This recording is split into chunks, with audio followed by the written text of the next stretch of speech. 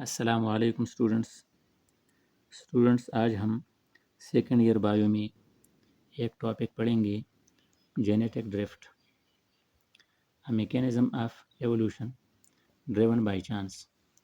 ایک ٹائپ کی ایوولوشن ہوتی ہے جو کہ بائی چانس اکر ہوتی ہے، اور اس ٹائپ کی ایوولوشن کو جینیٹک ڈرفٹ کہتے ہیں، یعنی جینز کی فلو ہوتی ہے اس میں، اور وہ بھی بائی چانس ہوتی ہے، یعنی یہ نیچرل سلیکشن نہیں ہوتی۔ رینڈم چینج ان اے جین پول، کسی پاپولیشن کی جو جین فریکوینسی ہوتی ہے یا جین پول ہوتی ہے اسی میں بے ترتیب تبدیلی ہوتی ہے۔ بے ترتیب تبدیلی یا random change happens to all population. Genetic drift تمام پاپولیشنز میں اکر ہو سکتی ہے، اسمال پاپولیشن میں بھی اور لارج پاپولیشن میں بھی، لیکن لارج پاپولیشن میں جب یہ اکر ہوتی ہے تو اس کے ایفیکٹ اتنے پرومیننٹ دکھائی نہیں دیتے، اس لیے ہم کہتے ہیں کہ اسمال پاپولیشن میں یہ جینیٹک ڈرفٹ افیکٹو ہوتا ہے اور اس کے ریزلٹس کا ہمیں آسانی سے پتہ لگ سکتا ہے۔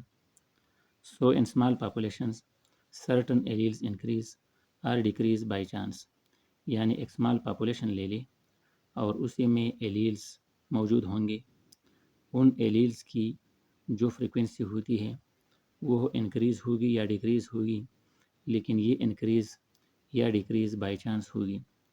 تو آپ کو سب سے پہلے جین پول یا جین فریکوینسی کا پتہ ہونا چاہیے کہ کسی پاپولیشن میں کسی ایک خاص ٹریٹ کے لیے جو جین ریکوائر ہوتے ہیں وہ جینز ڈومیننٹ بھی ہوتے ہیں اور وہ جینز ریسیسیو بھی ہوتے ہیں، لیکن total number of genes for dominant اور اسی طرح سے total number of genes for recessive trait, ان کو جین پول کہا جاتا ہے۔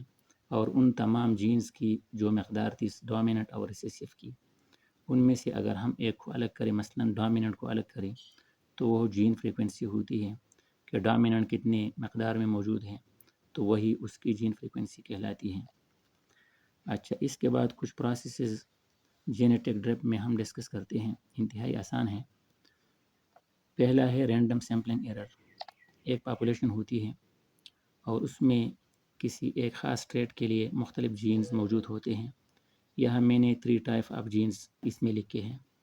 اس مکسچر، اس پاپولیشن میں سے میں نے رینڈملی کچھ انڈیویژول الگ کیے۔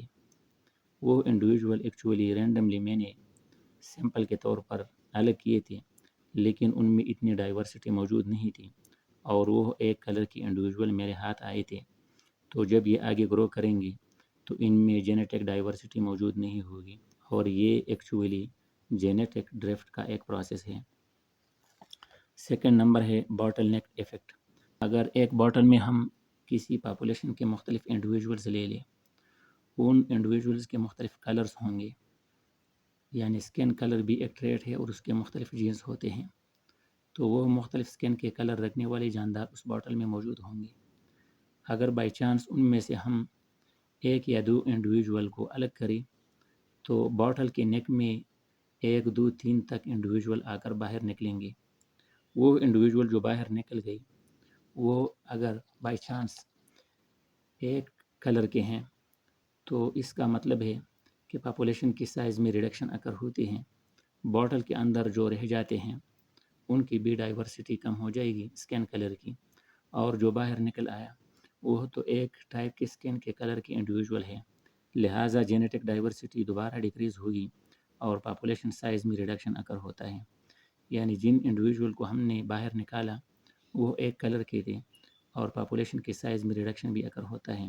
جب وہ آگے جنریشن آفٹر جنریشن گرو کریں گے تو اس ٹائپ والے میں بھی جو جینیٹک ڈائیورسٹی ہوتی ہے وہ بھی بہت کم ہوگی۔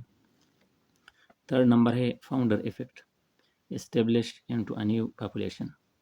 یعنی ایک پاپولیشن ہوتی ہے، اس میں سے میں نے ریڈ کلر کو الگ کیا، یہ ریڈ کلر والے آگے گرو کریں گے، ایک لارج پاپولیشن بنے گی، لیکن اگر آپ یہاں دیکھ لیں تو یہاں پر بھی جینیٹک ڈائیورسٹی نہ ہونے کے برابر ہے، کیونکہ ریڈ کلر بائی چانس یہاں سے الگ ہو کر یہاں آیا، پھر یہ گرو کرے گی جنریشن آفٹر جنریشن، ایک لارج پاپولیشن بنے گی، اور اس پاپولیشن کی جو فاؤنڈیشن رکھی وہ ان 2 انڈیویژول نے رکھی، لہٰذا یہ فاؤنڈر ایفیکٹ ہوتا ہے اور یہ بھی جینیٹک ڈرفٹ کو ریپرزینٹ کرتا ہے۔